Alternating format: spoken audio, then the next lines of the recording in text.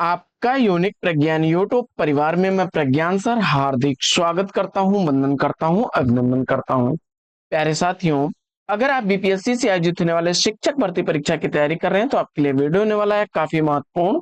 तो आज की इस प्रैक्टिस सेट कॉल करना प्रारंभ करें इससे पूर्व अगर वीडियो को पहली बार देख रहे हैं तो वह चैनल पर नए हैं तो कृपया चैनल को सब्सक्राइब, वीडियो को लाइक और शेयर करना बिल्कुल न भूलें।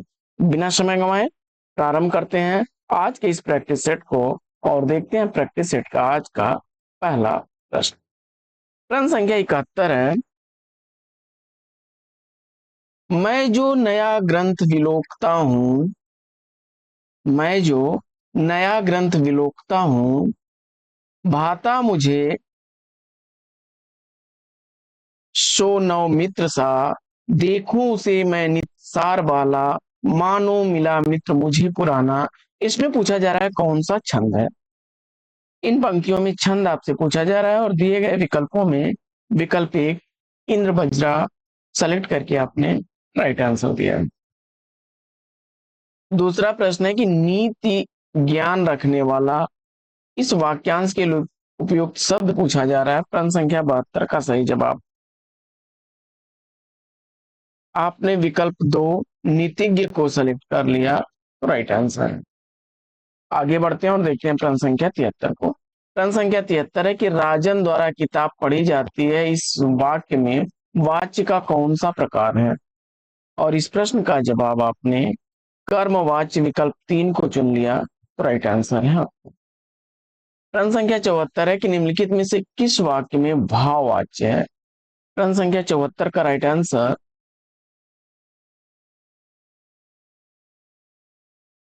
भाववाच्य का उदाहरण आपसे पूछा जा रहा है। सर्दियों में रोज नहाया नहीं जाता, विकल्प 3 को चुना तो बिल्कुल सही उत्तर है आपका। आगे बढ़ते हैं और अगला प्रश्न है कि निम्न में से सौष्ठववादी आलोचक इसमें से कौन है। प्रश्न संख्या 75 का सही जवाब नंदुलारे वाजपेयी को चुना आपने तो विकल्प 3 बिल्कुल सही जवाब। आगे बढ़ते हैं और देखते हैं अगला प्रश्न।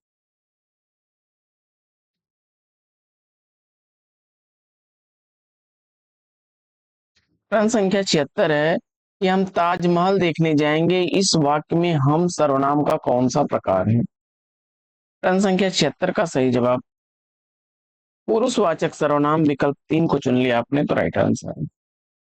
प्रश्न संख्या 77 है कि दुख ही जीवन की कथा रही, क्या कहूं आज जो कही नहीं। यह किसकी प्रसिद्ध उक्ति है। तो सरोज स्मृति से अवतरित यह पंक्तियां हैं और सूर्यकांत त्रिपाठी निराला की पंक्तियां हैं। विकल्प 3 इस प्रश्न का राइट आंसर। आगे बढ़ते हैं और देखते हैं प्रश्न संख्या 78 को कि आहा तुम्हें पाकर कितना आनंद आ रहा है, इस वाक्य में उचित विराम चिन्ह कौन सा होगा। और प्रश्न संख्या 78 का सही जवाब विकल्प 3 को चुन लिया आपने विस्मयादि बोधक अव्यय को तो राइट आंसर है। अगला प्रश्न है कि अभ्युदय के संपादक कौन थे। और इस प्रश्न का जवाब आपने विकल्प 2 को चुना मदन मोहन मालवीय को राइट आंसर है आपका। आगे निम्न में से कौन सा शब्द क उपसर्ग से बना है। प्रश्न संख्या 80 का राइट आंसर कपूत को चुन लिया आपने तो राइट आंसर है आपका विकल्प 3। आगे बढ़ते हैं और देखते हैं अगला प्रश्न। प्रश्न संख्या 81 है कि व्यष्टि का विलोम शब्द क्या बनेगा। व्यष्टि का विलोम शब्द आपने समष्टि चुना तो विकल्प 2 सही उत्तर है। अगला प्रश्न प्रश्न संख्या 82 है कि इनमें से कौन सी बोली पश्चिमी हिंदी की बोली नहीं है। और इस प्रश्न का जवाब बघेली को चुना। अवधि बघेली छत्तीसगढ़ी पूर्वी हिंदी की बोली है। विकल्प 2 राइट आंसर। अगला प्रश्न है कि आम खाया जाता है, इस वाक्य में कौन सा वाच्य है। प्रश्न संख्या 83 का सही जवाब विकल्प 3 को चुना आपने तो राइट आंसर है।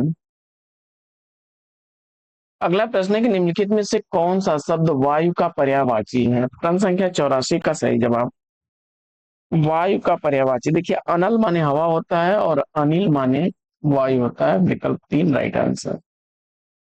अगला प्रश्न है कि निम्नलिखित में से कौन सा शब्द तत्सम शब्द है? प्रश्न संख्या 85 का सही जवाब गोपाल को चुन लिया, तो विकल्प 3 राइट आंसर है। आगे प्रश्न संख्या 86 है कि निम्नलिखित में से कौन सा शब्द पुल्लिंग शब्द है? प्रश्न संख्या 86 का सही जवाब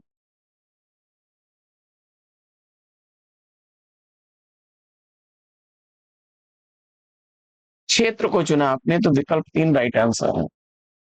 अगला प्रश्न है कि दीर्घ बाहु में कौन सा समास है? प्रश्न संख्या 87 का सही जवाब बहुव्रीहि को चुना आपने, तो बिल्कुल सही जवाब विकल्प 3। अगला प्रश्न है कि मैथिली शरण गुप्त ने इतिहास में उपेक्षित नारी पात्र इसमें से किस पुस्तक में प्रतिष्ठित किए हैं? प्रश्न संख्या 88 का सही जवाब चयनित करिए।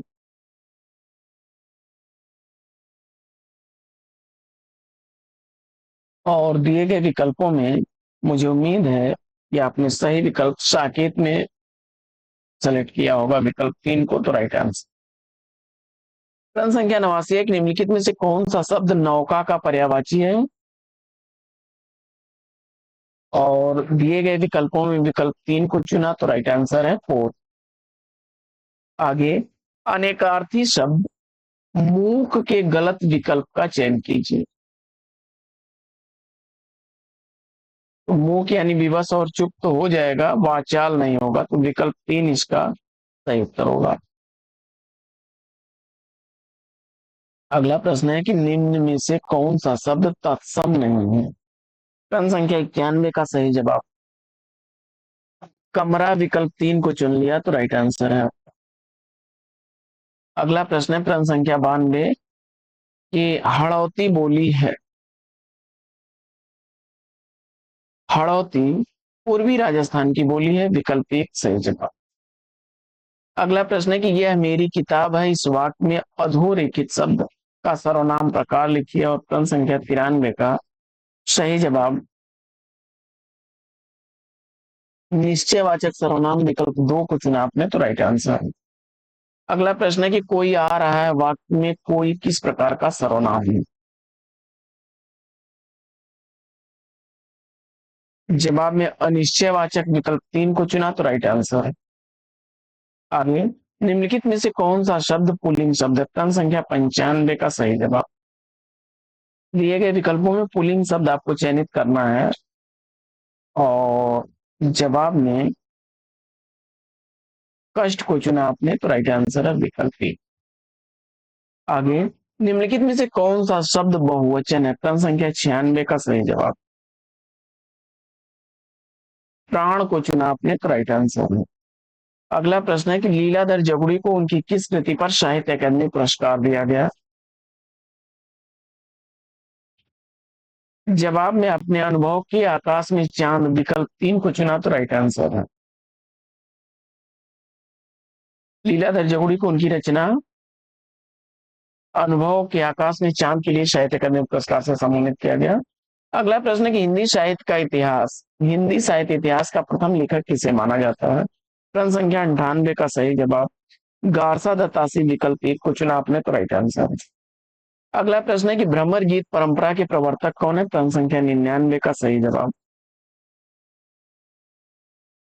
सूरदास को चुना आपने, तो विकल्प 3 राइट आंसर है। प्रश्न संख्या 100 है कि पाली भाषा का एक अन्य नाम क्या है? और जवाब में आपने मागधी को चुना, तो विकल्प 3 राइट आंसर। प्रश्न संख्या 101 है कि सीता सोई है, इस वाक्य में क्रिया का कौन सा प्रकार है?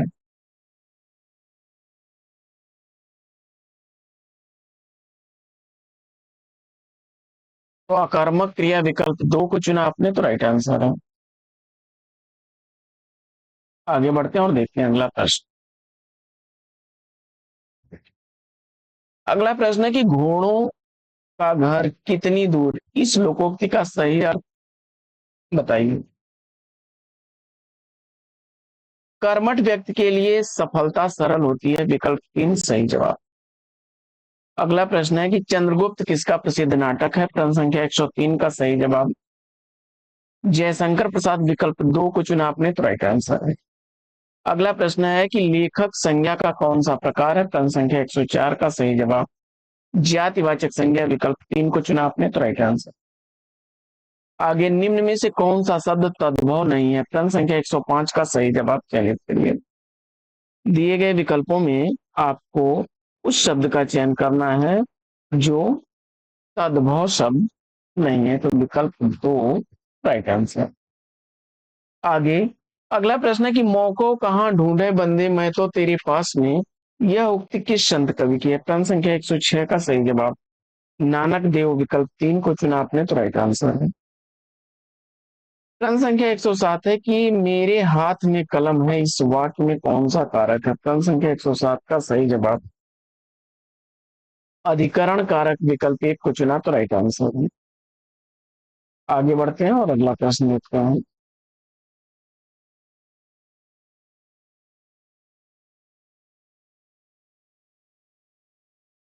अगला प्रश्न है कि अज्ञेय कृत कितनी नावों में कितनी बार के लिए कौन सा पुरस्कार प्राप्त हुआ? प्रश्न संख्या 108 का सही जवाब ज्ञानपीठ पुरस्कार विकल्प 3 को चुना तो राइट आंसर है।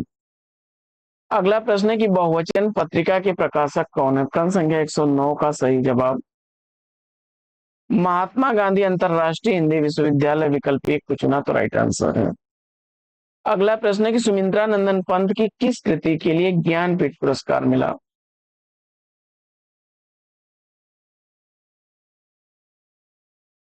चिदम्बरा विकल्प 2 को चुना आपने तो राइट आंसर है। अगला प्रश्न है कि अच्छे बच्चे कभी झूठ नहीं बोलते हैं, इस वाक्य में अच्छे किस प्रकार का विशेषण है? प्रश्न संख्या 111 का सही जवाब गुणवाचक विशेषण विकल्प 3 को चुन लिया आपने तो राइट आंसर है।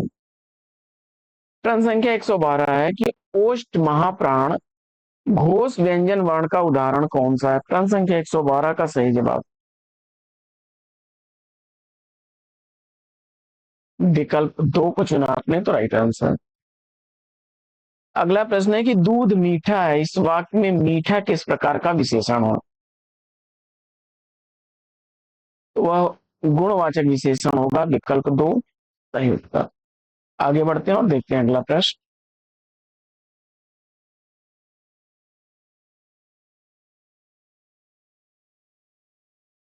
प्रश्न संख्या 114 है कि अक्ल के घोड़े दौड़ाना मुहावरे का अर्थ क्या होगा? केवल कल्पनाएं करते रहना विकल्प 3 को चुना आपने तो राइट आंसर है। अगला प्रश्न है कि पांचवा विश्व हिंदी सम्मेलन कहाँ संपन्न हुआ? प्रश्न संख्या 115 का सही जवाब पोर्ट ऑफ स्पेन त्रिनाद को चुना आपने, त्रिनिदाद को राइट आंसर है विकल्प 2। अगला प्रश्न है कि आत्मत्याग शब्द में कौन सा उपसर्ग है? प्रश्न संख्या 116 का सही जवाब त्याग में आत्म लगा हुआ है विकल्प 3 राइट आंसर। क्या आप हिंदी जानते हैं यह किस प्रकार का वाक्य है?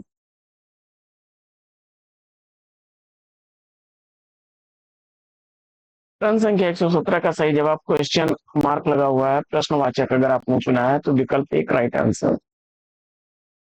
अगला प्रश्न है कि इनमें से पुल्लिंग शब्द कौन सा है? प्रश्न संख्या 118 का सही जवाब विकास को चुना आपने तो विकल्प 2 राइट आंसर है। अगला प्रश्न है कि इनमें से कौन सा शब्द खल का पर्यायवाची शब्द नहीं है? प्रश्न संख्या 119 का सही जवाब ऊर्जा विकल्प 2 को चुना तो राइट आंसर। आगे बढ़ते हैं और देखते हैं प्रश्न संख्या 120 को कि चतुराई शब्द में कौन सा प्रत्यय है? प्रश्न संख्या 120 का सही जवाब आई प्रत्यय विकल्प 2 को चुना तो राइट आंसर है। आगे बढ़ते हैं और देखते हैं अगला प्रश्न। प्रश्न संख्या 121 है कि दुख की पिछली रजनी बीच विकसता सुख का नवल प्रभात, यह उक्ति किस रचनाकार की है? प्रश्न संख्या 121 का सही जवाब विकल्प 2 को चुन लिया आपने जयशंकर प्रसाद तो राइट आंसर है। आगे बढ़ते हैं और देखते हैं अगला प्रश्न। अगला प्रश्न है कि निहार के रचनाकार कौन? प्रश्न संख्या 122 का सही जवाब महादेवी वर्मा को चुना तो राइट आंसर है विकल्प 3। अगला प्रश्न है कि मूर्धन्य अल्प प्राण घोष व्यंजन वर्ण का कौन सा उदाहरण है? प्रश्न संख्या 123 का सही जवाब विकल्प 2 को चुन लिया आपने तो राइट आंसर है। आगे बढ़ते हैं और देखते हैं अगला प्रश्न। अगला प्रश्न है प्रश्न संख्या 124 की फेयर वॉल का हिंदी पर्याय कौन सा है? और जवाब में विदाई विकल्प 1 को चुन लिया आपने तो राइट आंसर है। अगला प्रश्न है कि लहंदा का विकास किससे हुआ है? प्रश्न संख्या 125 का सही जवाब पैसाची से आपने चुना है तो विकल्प 2 राइट आंसर है।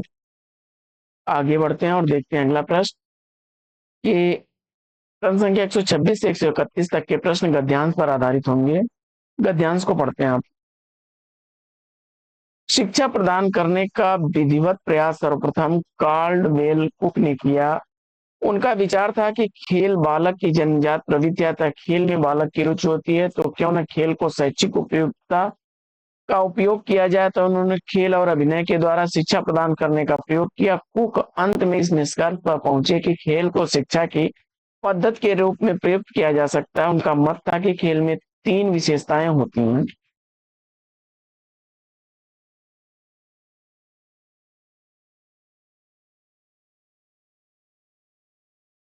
ये विशेषताएं हैं स्वतंत्रता, उत्तरदायित्व और रुचि। बालक को खेल में स्वतंत्रता का आभास होता है।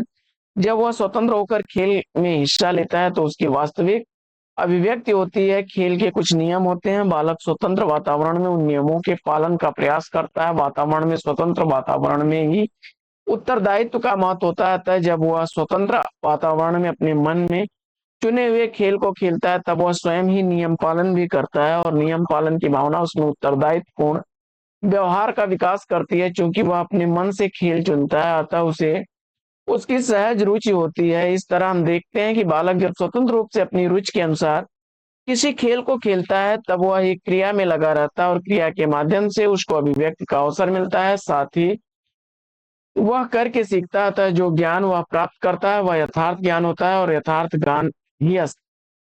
ज्ञान ही अस्थाई भी होता है। तो कार्लवेल कुक ने खेल की कौन सी विशेषता बताई है? प्रश्न संख्या 126 में सही जवाब स्वतंत्रता, उत्तरदायित्व और रुचि को चुना तो विकल्प 1 सही जवाब। अगला प्रश्न है कि छात्र की खेल की वास्तविक अभिव्यक्ति होती है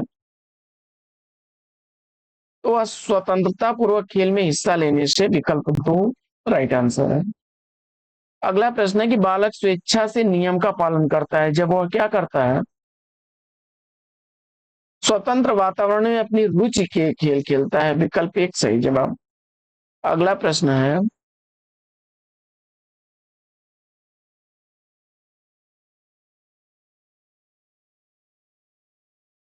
बालक की जन्मजात प्रवृत्ति क्या है?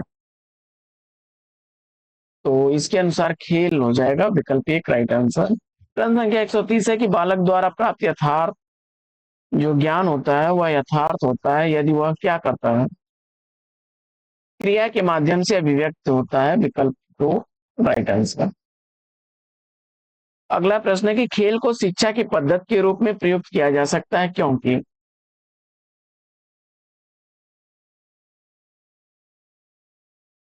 खेल बालकों में सहज रुचि होती है। खेल का उत्तरदायित्व का भाव होता है और खेल की भांति शिक्षा भी नियमों पर आधारित होती है। यानी एक से अधिक विकल्प इसके सही हैं तो विकल्प 4 इसका राइट आंसर हो जाएगा। अगला प्रश्न है प्रश्न संख्या 132 से 140 तक के जो प्रश्न है वो दिए गए गद्यांश पर आधारित हैं।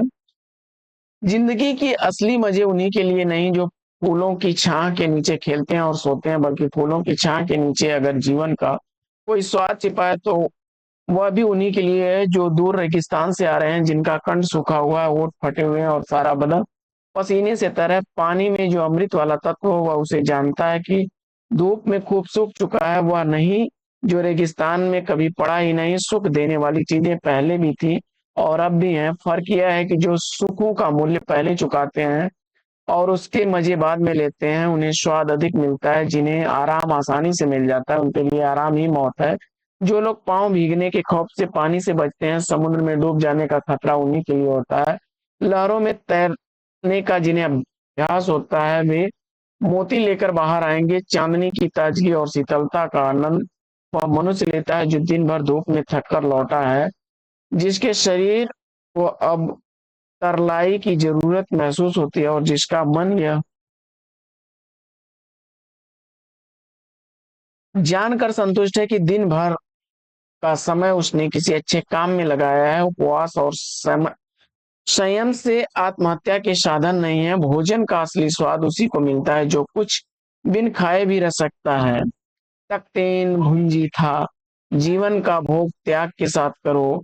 यह केवल परमार्थ का ही उपदेश नहीं है, क्योंकि संयम से भोग करने पर जीवन से आनंद प्राप्त होता है, वह निराभोगी बनकर भोगने से नहीं मिल पाता। महाभारत में देश के प्राय अधिकांश वीर कौरवों के पक्ष में थे, मगर फिर भी जीत पांडवों की हुई, क्योंकि उन्होंने लाक्षागृह की मुसीबत झेली, उन्होंने वनवास के जोखिम को पार किया। साहस की जिंदगी सबसे बड़ी जिंदगी होती है। ऐसी जिंदगी की सबसे बड़ी पहचान यह होती है कि वह बिल्कुल निडर, बिल्कुल बेखौफ होती है। साहसी मनुष्य की असली पहचान यह है कि वह इस बात की चिंता नहीं करता कि तमाशा देखने वाले लोग उसके बारे में क्या सोच रहे हैं। प्रश्न संख्या 132 है गद्यांश पर आधारित कि पानी में अमृत वाले तत्व को कौन जान सकता है जो धूप में काफी सूख चुका है। विकल्प 3 राइट आंसर। अगला प्रश्न है कि सुख देने वाली चीजों से किन्हें स्वाद अधिक मिलता है। जो सुखों का मूल्य पहले चुकाते हैं। विकल्प 1 राइट आंसर। अगला प्रश्न है कि समुद्र में वही लोग मोती निकाल पाते हैं जिन्हें क्या है, लहरों में तैरने का जो अभ्यस्त होगा। विकल्प 2 राइट आंसर। अगला प्रश्न है कि दिन भर का समय किसी अच्छे काम में लगाने वाले ही चांदनी की ताजगी और शीतलता का आनंद लेते हैं। विकल्प 2 राइट आंसर। आगे बढ़ते हैं और देखते हैं अगला प्रश्न।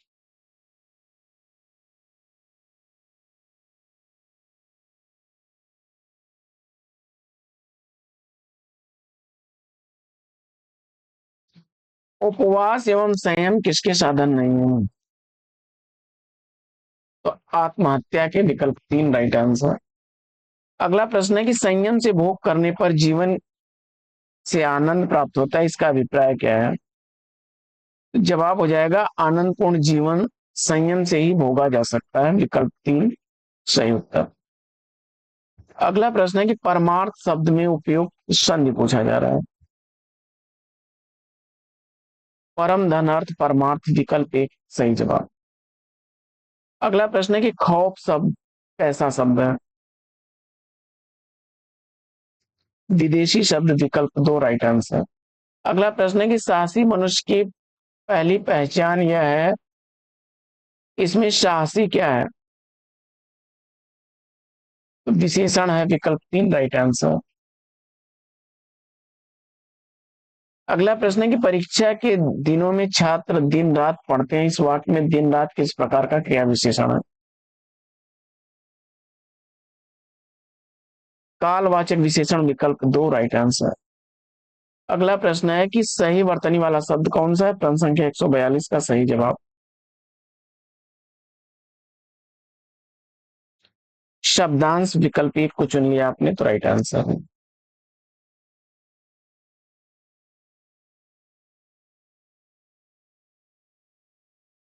आगे बढ़ते हैं और देखते हैं अगला प्रश्न। प्रश्न संख्या 143 है त्रिपुरारी का संधि विच्छेद,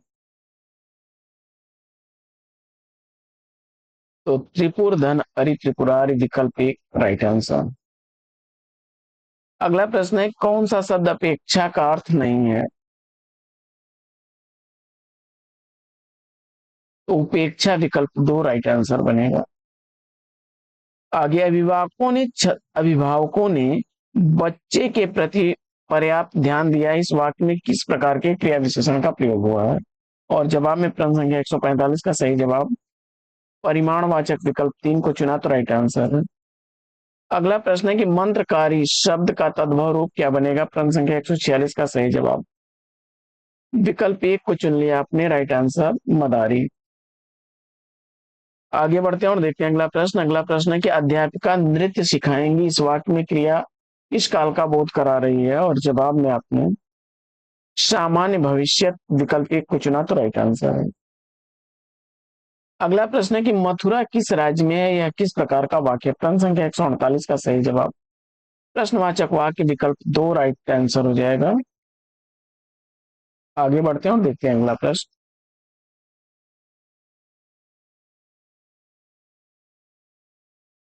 अगला प्रश्न है कि एक मुंह दो बात, इस लोकोक्ति का अर्थ क्या बनेगा? अपनी बात से पलट जाना, विकल्प 2 को चुना तो राइट आंसर। अगला प्रश्न है कि शांत रस का अस्थायी भाव पूछा जा रहा है आपसे। जवाब में विकल्प 1 निर्वेद को चुना तो राइट आंसर। तो आज का प्रैक्टिस सेट साथियों कैसा लगा कमेंट्स करके जरूर बताइए। वीडियो को लाइक नहीं किया तो फटाफट लाइक, शेयर नहीं किया तो शेयर कर दीजिएगा। चैनल पर पहली बार होंगे तो चैनल को सब्सक्राइब कर लीजिएगा। तो फिर मिलते हैं आपसे अगले वीडियो में एक नए प्रकरण, एक नया टॉपिक, एक नए अंदाज में। तब तक के लिए लेंगे आपसे विदा। आपका जीवन मंगलमय हो। बेस्ट विशेष, बेस्ट ऑफ लक। जय हिंद।